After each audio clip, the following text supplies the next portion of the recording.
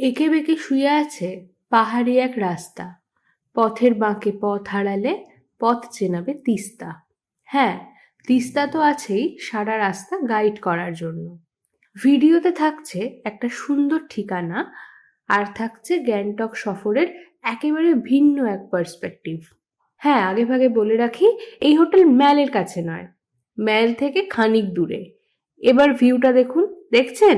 আপনি বলুন না, এটা ছেড়ে আর যাবেন কোথাও? সিঁড়ি বেয়ে বেয়ে একটা ফ্লোরে উঠবেন, একই সঙ্গে ভিউ হয়ে উঠবে আরো ওয়াইড।